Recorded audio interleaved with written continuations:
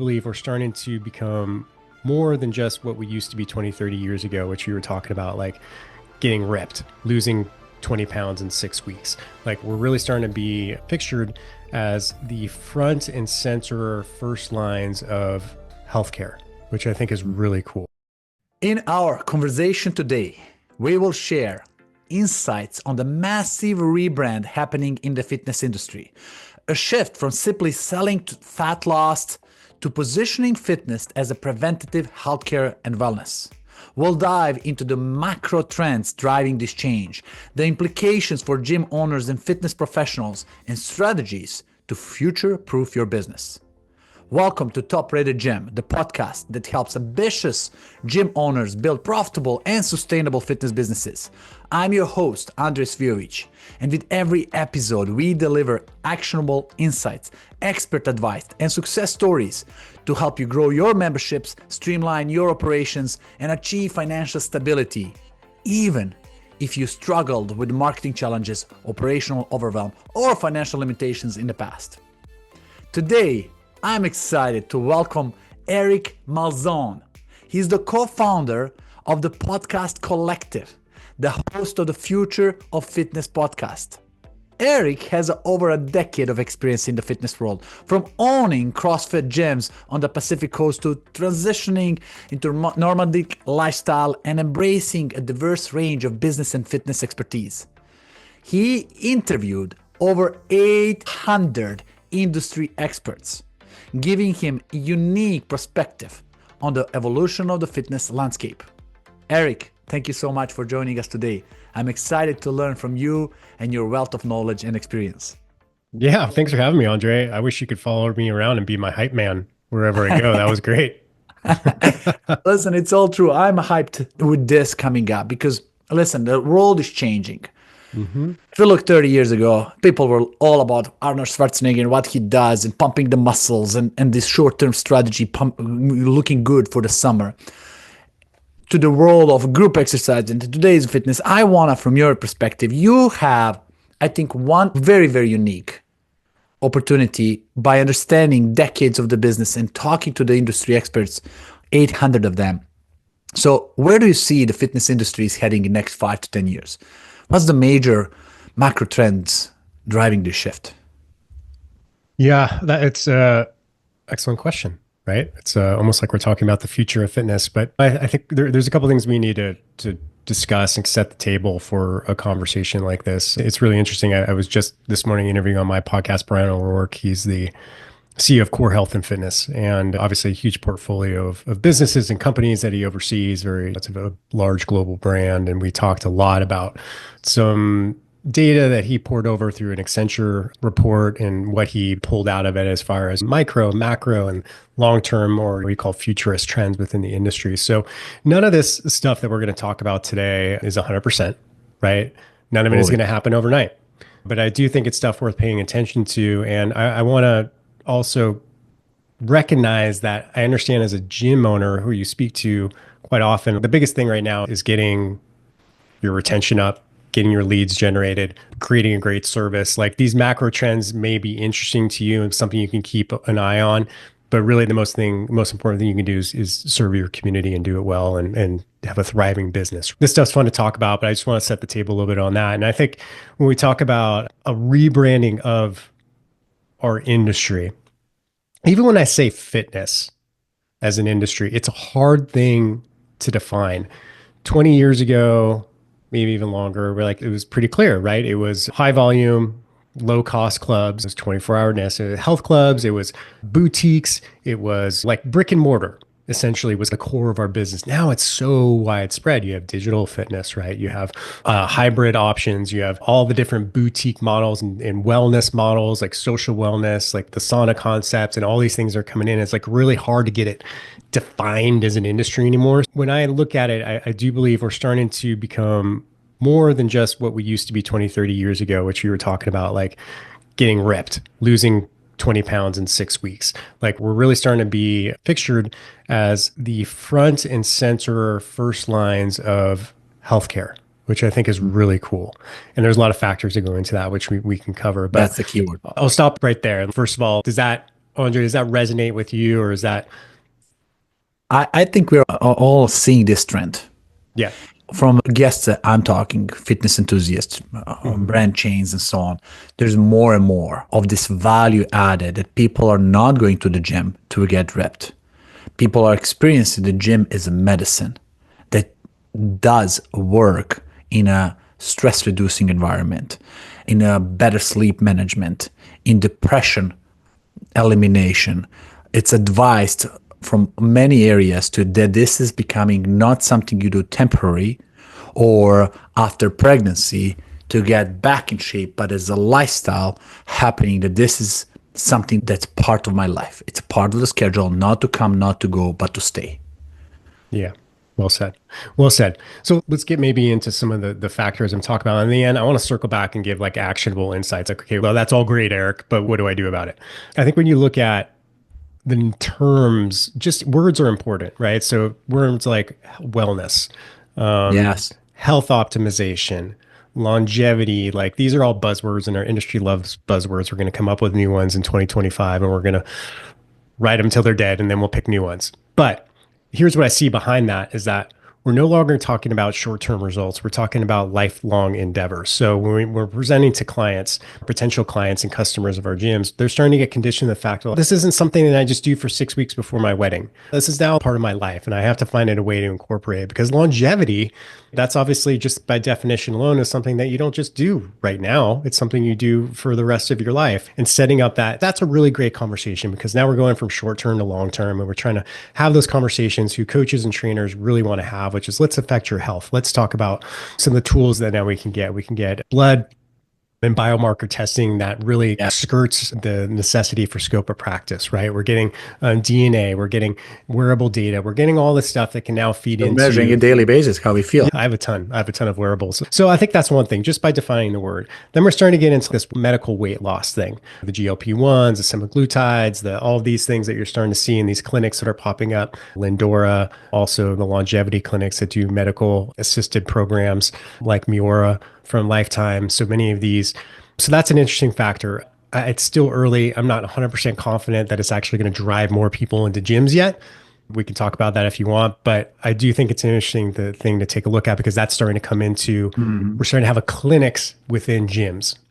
AI driven personalization. So all this data that we talked about recently, we're going to have the ability to, at a democratized level, to actually really personalize the fitness journey, the health journey for our clients with almost very little investment or very little additional work on our end from the gym owners because gym owners are busy.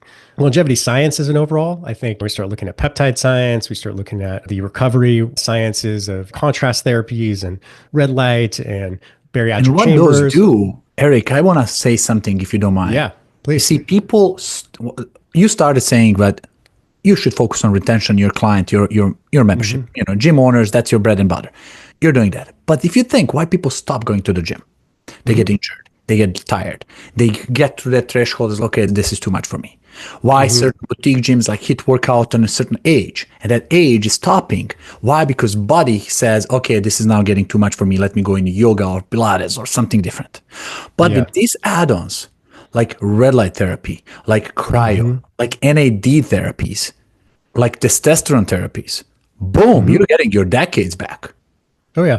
And then you see people 60, 70, 80. My inspiration is when I feel tired to go to the gym, I Google 80 years old bodybuilder and boom, your body have no excuse to go because you see Yeah. what's possible.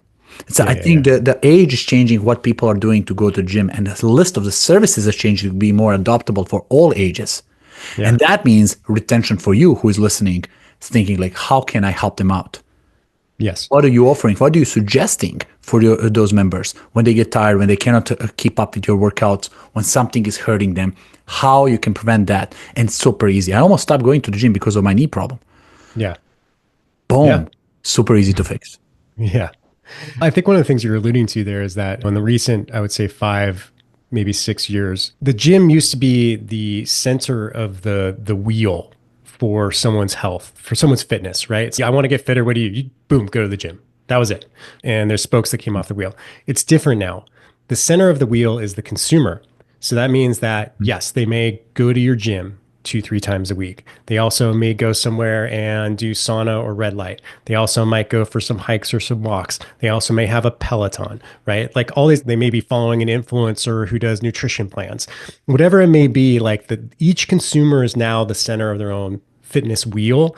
And we have to figure out how we interject ourselves into that equation and still be the guiding coach or the trainer or the person who is that guiding light, right? So you have to accept the fact that, yes, someone is going to have their Peloton at home and they're going to come into your gym, maybe if it's one of those consumers. So I think that's an interesting dichotomy is really I having love this open that. conversation. People are going to have wearables. You're like, you have to have conversations about wearables. And if people are still doubting the benefits of wearable data, then, I can't help you there. Like you have to at least have a wearable yourself. If you're a gym owner or a coach, you should have a wearable just so you can speak the language and start to see the value of it. You have to be doing that. One of the things I think that is really relevant, and I want to two things as well, and all this other stuff that I talked about, all these factors, there's numerous other converging factors. But I do believe now, whether you like it, how the election went or not, it seems that we may have a very unique time in our history to have the political will to make serious impacts on how our food companies work, our healthcare works, and things like that, right? Whatever, I don't want to get in politics, but it seems like there may be a window for that. And that's something that we have lacked from the legislative level That's right. for decades. So And that's there's a kind of lot more exciting. conversations going to happen about that. Right. People who were not aware, ignoring the fact, now it's coming from the public media, top down, they're saying, okay, there is something to it. Yes. And people will be more. I love focus on what you said, lifestyle. I got to tag along on that one because it used to Please. be like, come to the gym. I love Alex Ramosi. He's a big influence in the industry. And the whole approach of him for a decade was focus on the results that clients are coming to get. How many pounds do you need to lose? Let me create a plan for that. But the world is not about losing pounds. I see people in my gym for 3 years, they didn't lose a pound, but they're coming in every time because they need that dopamine coming through their veins as they finish the workout. They need that feeling of accomplishment. They need that feeling of pain, of endurance in the morning and stretching their levels. People are shifting the focus. So when you're selling these memberships, ask yourself, what are you selling? And another thing I want to tag along, sorry for interrupting, is No see, problem. be a center. I love how you said it's center about them. Are you going to be tag along service like gym is like secondary upsell or your primary? Think about people buying house. Purchase of the house is a primary service. Everything else is tag along, insurances and landscaping and pool maintenance and all 9 yards, right? Are you insurance in the house purchase or your house in this real estate transaction? Are you fitness who get them in and you are the ones who is implementing other parts? Are they coming to you because of fitness or because of resourcefulness that you bring to them for nutrition, for recovery, for wellness, for IV, for who are your partners? Think about added value that you don't have to do a damn thing, that just by being there, you are your one-stop shop for their thought process. I believe this is what you said, and I want to just reiterate how I perceive what you mentioned. Put yourself as the center of them, or put them as a center. Center is a customer. Yep. Gym starts with gym. Everything else. Yeah. And I think there's a couple of factors to build on what you're saying here too, Andre, is that number one, the younger generations, Gen Z and younger, they're different. They drink less. They're looking for more wellness experiences. They're experiential by factor. They want experiences over things, right? I think that's really critical. And also these two things, and we'll talk about authentic experiences and why that's a huge opportunity for gym owners. In some ways, technology has failed us. Like it's a great thing, but like people are resisting it now. Like they want to get after the workday, they want to get to something that's real. They want to join the volleyball league. They want to go in a run club. They want to go to the gym and shut off their phone. Like they want to have these very human and authentic experiences. And that's only going to get bigger and bigger as this generation gets older and gets into this primary class of spenders. So I think that's something like if we're really focusing on like, how do we create a authentic human experience that is based on community and something that's innate in us, which is tribal, right? We're tribal beings. I think when we talk about fitness, sometimes we always want to push like, it's got to be hard work. It's got to be sweat. It's got to be pain. Pain equals results. No one in the younger generations, it's not their mindset, right? Yeah. They want to feel good now. They want to take care of their bodies. They want to be in a wellness environment. And I think when we start pushing, and that's a fight against innate things like as a human, we want to go path of least resistance. That's just in our DNA. We have to fight that to get to where you're talking about with the training and the delayed gratification versus the instant gratification. So if we can start to create environments where it's like something like it doesn't just serve as a workout, but it's a place where people can have their third place. A lot of people work from home now. So where is their third place? It used to be the office, or the office was one of those places. Now it's only one place. They have their home and their office, which is the same thing. And now, so what's the second place that we're even talking about? That should be the gym. That's where we can fill a void and have those human-based experiences. Start a run club, start something that's very surreal that kind of binds people together in a tribal way. And I think that's a huge opportunity to serve your local communities if you're a gym owner. And think about it. You just mentioned this. COVID made a shift, not only in the businesses that we saw closures and shift in the mobile experiences and video streaming, but in the lifestyle of the people. Elon Musk shared that 99% of freaking governor workers are work from home. And if you look, forget about that, but look from the perspective of that employee. Myself work from home. My wife worked for University of Virginia, 2 states out, right? There are days where my only reason to sit in a car and get out of the house is to go to gym. And if that's my only outlet of the connecting with the community, excluding shopping or maybe restaurant when I go with my wife and friends, but that's where I meet people.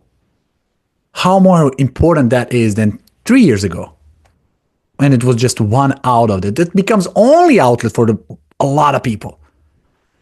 How much change can you bring into those people who are looking at that? That's where community, like you said, is becoming such an important part. Tribal, getting connected with the peers, making that as a routine. Without that, we all go nuts.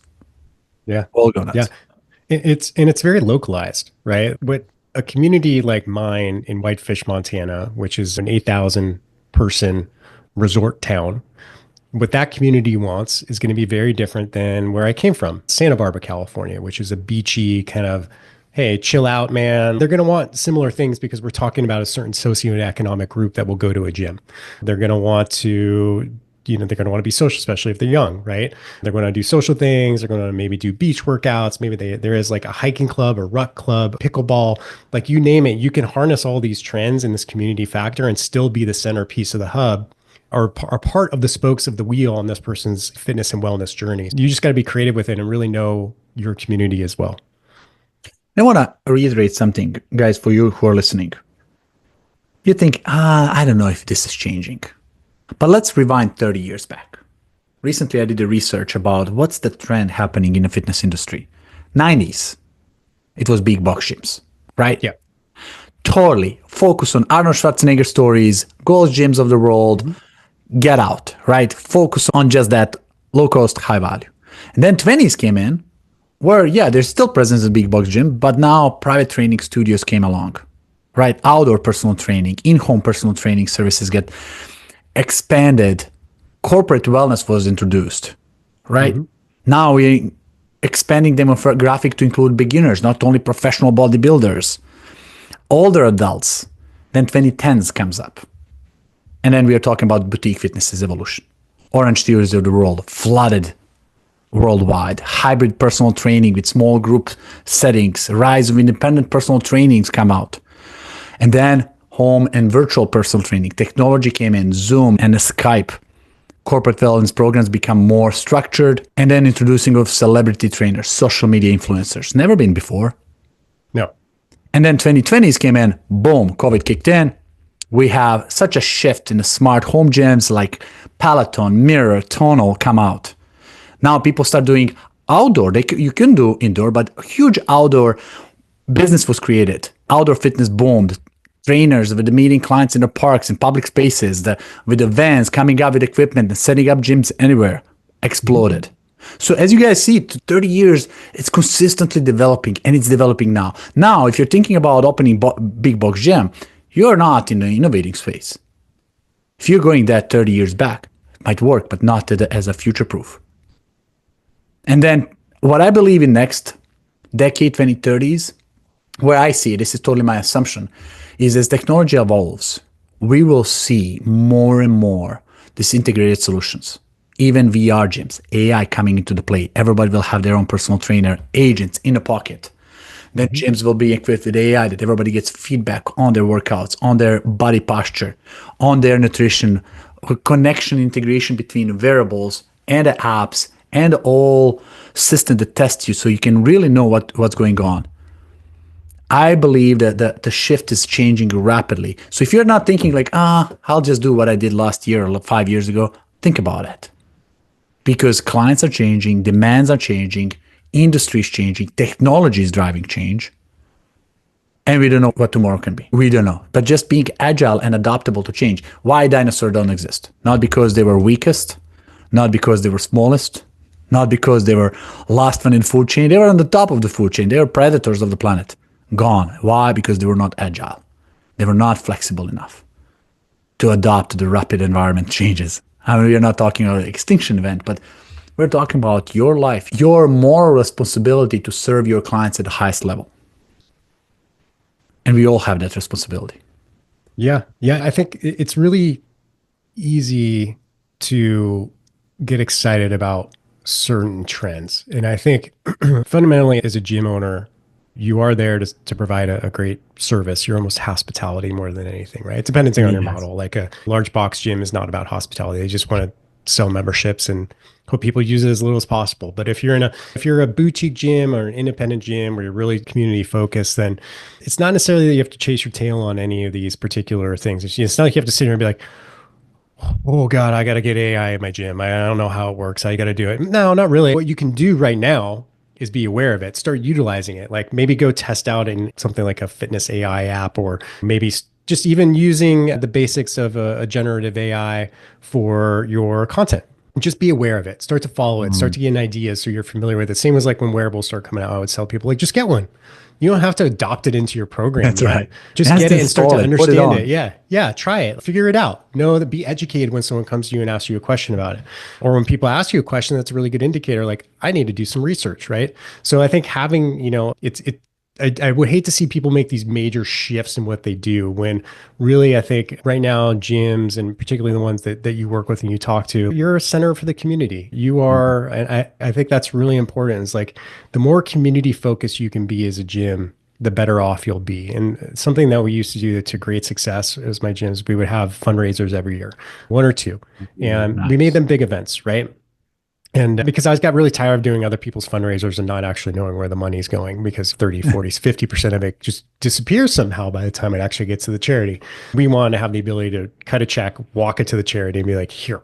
But that turned into something bigger. The community really got behind it. We got to tie into a local charity group. We would get sponsors. The Santa Barbara Police Department would come in and show up and do the workout together. And it made the news, right? It was like all these things started to happen where I was like, okay, we're here to be a pillar of our health for our local community. And I think if you keep that framework for what you're doing and be investigating little opportunities for improvement or what's coming around the corner. And I'm totally hypocritical because I'm super into tech, right? I love the technology aspect. I have a tonal, I have an aura. Like I love all these things. Me too. But I think that doesn't matter. It's the fundamentals of gym ownership are still very similar to what they were 10, 20 years ago. So I would urge people like pay attention to these trends, test them out, see if there's any value to them, but don't let it dissuade you or get you away from what your core competency is, which is serving your community and being really good at it. Be curious and just ask yourself, what was in the last 90 days, what did you test it out? Did you even go to your competitors to see what they're doing? Yeah. Did you check them out? Did you check their website? Did you check new variables? I bought Whoop probably to 6 of my friends and family members. 2 of them hated it. They took it out the 3rd day. I was like, this guy's telling me I'm fully rested and I feel like crap. This is not working. Yeah. Right? While others embraced it and said, oh my God, this is the coolest thing ever.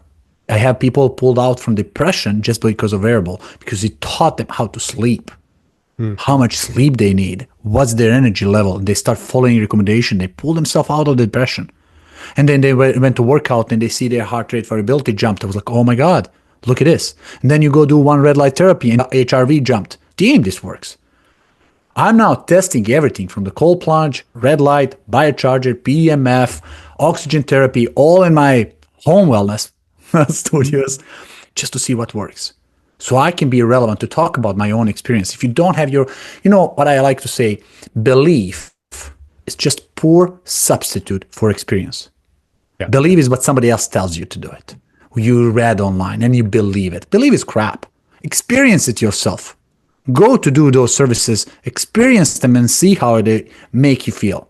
And then you can talk from experience, make somebody else believe so they can experience as well. Yeah. The world is changing rapidly. We got to be curious. And maybe tomorrow, Eric, I don't know about you, but I believe very soon, and I'm a big advocate for that insurances, companies will figure it out once the data come out, that it is better to pay people gym memberships than to pay them consequences of bad health. And they will come when that will become reality. And when that become reality, it's not going to be small shift, it's going to be overnight shift. And people who figure that out are the people who are open for news and changes, who are always keeping pulse. When was the last conference you attended? What was the last podcast? Eric here, 800 episodes recorded. He committed his life to interview 800 people and create an incredible resource for you guys.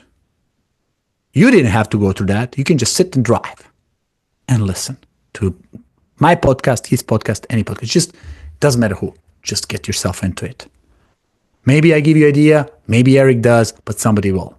And that somebody will change the direction of your business. Who is Tony Robbins? When you look at that guy, changed my life. I admire his lifestyle. But he is the one who started interviewing most successful people in the world himself to figure it out. When he wanted to become financial expert, he did not read the books. He went and interviewed 50 of the world's best investors, including Paul Tudor Jones, Ray Dalios of the world, and so on. Get to Rothschild's families. He spoke with the biggest bank CEOs. I was like, okay, let me get insights from the people who are creating this market. And he wrote the most successful, biggest top seller books in the financial world, just by interviewing and being curious about what works for his own benefits. And then he shared with everybody. That's what we're doing here, guys, for you. Be curious. Lesson is, if there's one thing, we should create a Eric checklist to see like how curious you are, right? How many devices did you try? How many different services did you try? Did you yourself get to talk to a nutrition coach? Did you try? Did you sign up? Did you go and explore all the therapies? When I talk people about NAD, holy smoke. Let me put you this perspective, Eric. I had a client for 2 years. 5 years ago, he signed up. He's still my client. But now 2 years since he signed up, it was a wellness business. One of the biggest chains in the United States called Restore Hyper Wellness. And I'm going there. I'm a member. And I take my IVs. And they never explain me what NAD is. I was like, it's good. It's with mitochondria. It's kind of help you with energy. Mm-hmm. One day I'm taking IV. Another executive sitting on a chair. She asking, how do you feel after this? He says one sentence I will never forget. Says, I get 5 more hours in a day. I was like, holy smoke, what is he getting? I want to get a piece of that. Yeah. So immediately I signed up. It was like $2,000 to get yourself in 4 doses, 750 milligrams, 4 days in a row. After that, I feel wired, but not just wired like you after energy drink or something. It's just like days longer. You have same energy at 9 p.m. like you have at 9 a.m. And just keep pushing like unstoppable. I was like, whoa, this is different. And my workouts, I could not do HIIT trainings day after day. I just push so hard and I get tired. I need day off. So I do the recovery workout. After that, I was day after day. I was 30 days, every day in a gym, sweating, pushing. And my trainer says, what the heck is going on, buddy? If you don't experience these things, you don't know how to explain them. Now I hook my mom, who's 76 years old. I hook all my friends to it. My mom, instead of going to sleep 3 times a day, to take a nap, she totally starts skipping the naps. She doesn't feel like it. Okay, I can run on this. It's a revolutionary things. If you don't experience these things, how do you know to recommend them? If you want your people to be more successful in their lifestyle, and our moral obligation is to help them in their life, to deliver that dose of energy and faster recovery. We don't have to deliver IV in our business, but we gotta understand what works for the certain people and make recommendations. Yeah. Yeah. So it's just do research. And don't believe me what I'm saying. Believe is poor substitute for experience. Yeah. Go talk to the professionals. Yeah, I agree. And you have to be trying this stuff out. It's part of our job. The insurance thing is interesting. So I'm going to leave them with one thing. Right now, Yeah, I would love to know what you think about that. Yeah, right now you can get access, you can get your clients access to HSA, FSA. There's a couple different companies. I'm not going to pin one out there because there's a couple of them, but just circulate gym access, HSA, FSA dollars. That's an easy win right now, and it will set you apart from many of your local competitors. As far as an integration into the healthcare system in totality, I'm not super optimistic as the current state of things because I do think incentives are misaligned. Healthcare insurers are more incentivized to keep people in the sick program. That's just the way it is. That's where the money is. There's no money in health right now. Corporate wellness, they're starting to see that they need to save money, right? You look at a lot of different things of how some large healthcare companies are maybe misrepresenting illnesses so that people can get more Medicare money. It means some major overhauls before we can see that happen. The incentives are too misaligned. But for now, in the current moment, we do have breakthroughs as far as access to HSA, FSA dollars. I know a lot of smart people are working on a whole new insurance model, right? And a lot of people are opting out.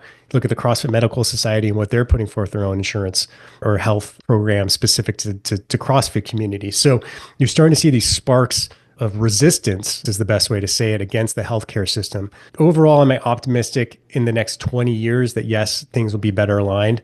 Yeah, I am, because I'm naturally a little bit optimistic. But I think in the current state of things, we have to start seeing how people who are going to your gyms are healthier and probably don't need the current healthcare system. So finding options to opt out and get into unique models is really more of an exciting opportunity, I believe. Yeah, and this is just one of the topics. World is changing. Think about what's opportunity out there and maximize everything. Jay Abraham has a really great thought process. I love his mind.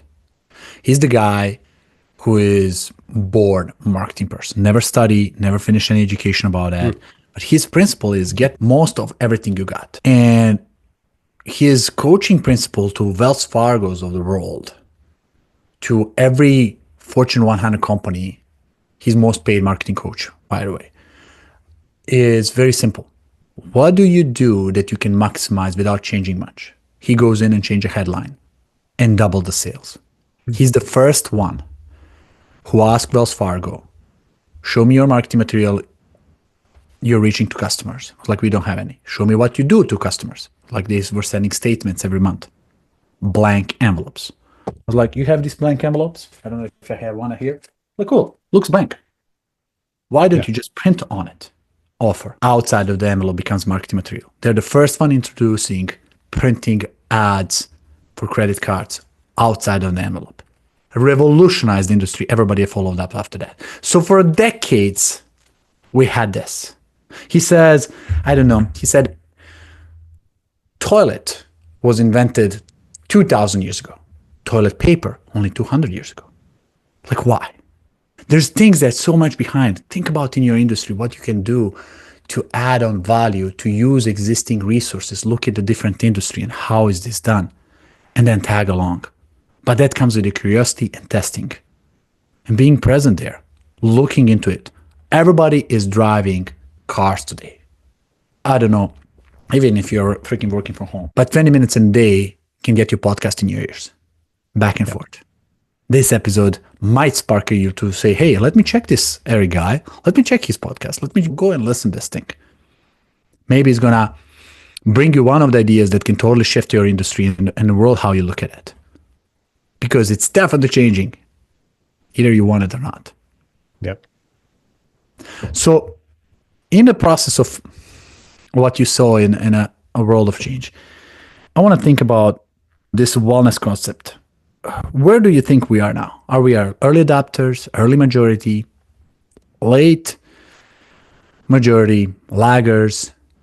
This world of now, holistic approach, wellness, packaging. I think we're in an early majority. If I had to take a guess, I think it's still, here's the thing is like a lot of stuff, socioeconomics drive a lot of health and wellness factors, right? Mhm. What you and I are talking about, I'm not going to use the word privilege because I don't like that word because it means that something maybe wasn't earned. But we have the opportunity to play with all these things, right? Many people struggle just to get from out of bed to their kids to school to work, to dinner on the Mhm. table, and these opportunities to play with these things. Maybe they're taking care of it and they're working two jobs.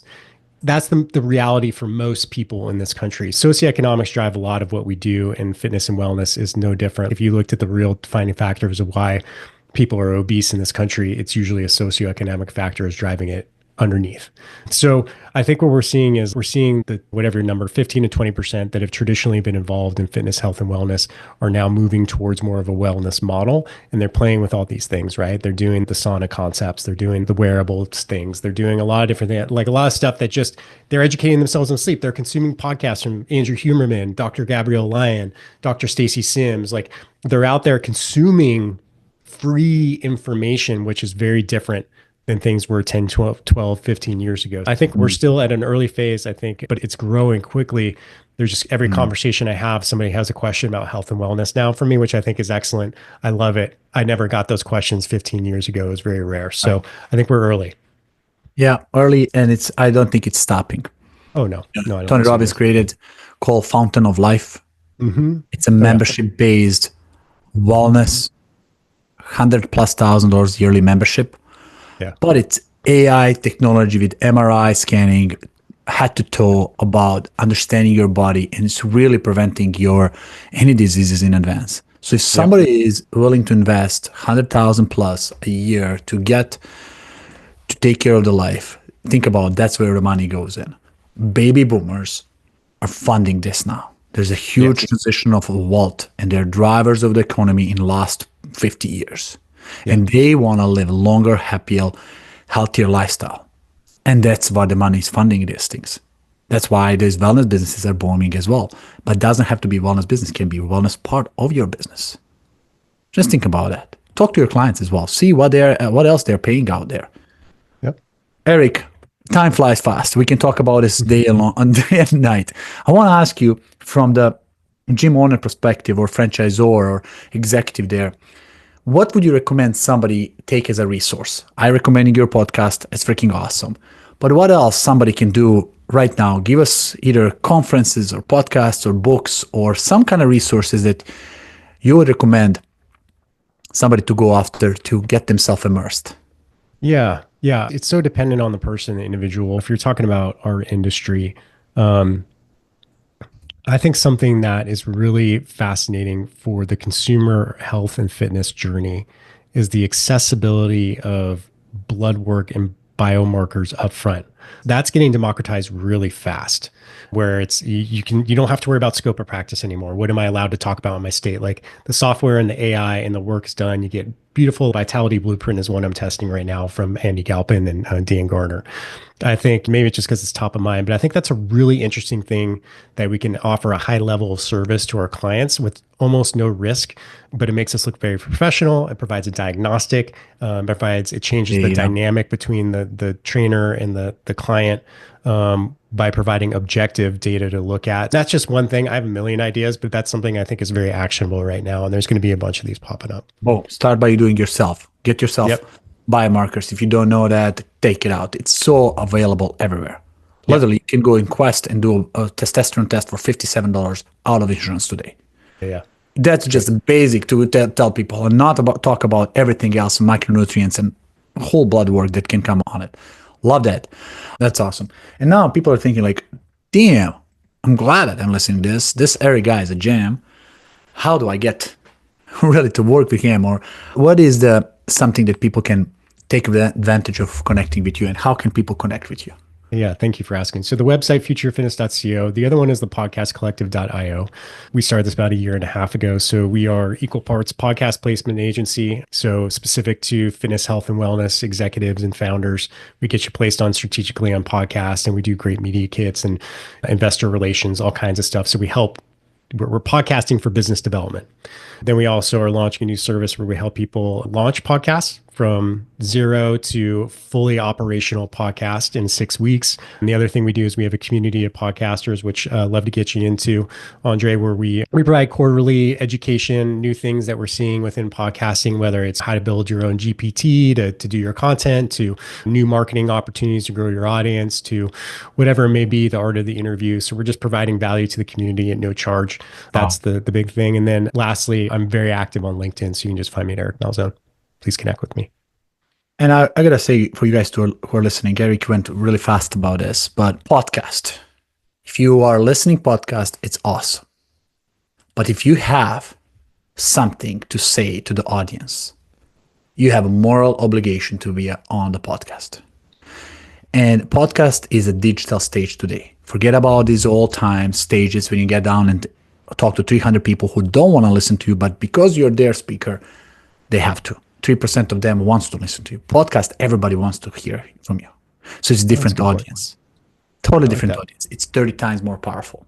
And it's on their terms. They can pause, they can rewind, they can get in touch with you, they get to know you. And think about the most successful people today. They're influencers. World of AI is changing, world of ours changing. What's not changing is our impact, our credibility, the trust we're bringing in this community. And you only bring that by being out there. So if you're quiet behind, that doesn't mean you cannot be. Most of the people in the world of influence are introverts as well. So don't let that stop you. Elon Musk, if you check his biography, he had a person for his PR who's responsible for his scheduling and putting him in placement everywhere all the time. The reason why he's so popular is one, having a PR person managing his presence. These things can change elections, can impact the world. And if you have something that you care about, you gotta do this. So definitely Eric is the right way to do it. And then this is a first level. First level is listen to podcasts. Second level is attend the podcast as a guest. Third level is become a host. Yeah, I agree. Like become a host because you can speak on your terms and then you can also learn. As much as I'm teaching you guys, I'm learning here. Eric is such a valuable resource for me. I'm taking 10 pages of notes here. But being a host gives you an incredible level of credibility. And you can do it the wrong way. You can have it by doing experience and make all kind of mistakes. Or you can speed it up in 6 weeks, become a professional. Understanding how to do things right and really how to get it to the next level. So this is not a sales pitch. This is advice. And I'm not paid to do this. I'm just telling you from my own. Best hype man, Andre. I like it. So just go do it, guys. We all have a desire and passion for this world, and I'm doing my part, and I want you guys to do your part. Thank you, Eric. You're fantastic for such a wonderful episode. And for you guys who are listening, you know what to do. Click, like, share, subscribe. Bring these episodes to others who are really need to hear these words. And I appreciate you listening and staying in touch. Until next time, signing off, your host, Andre. Bye, everybody. If you are a gym owner looking to become a top-rated gym in your area, visit topratedgym.com and grab our free 30-day reputation boost. That's topratedgym.com. I'll add it to the show notes for you. Don't forget to share this with your friends. Stay strong, stay motivated, and keep pushing your gym to the top. Until next time, this is Andre signing off.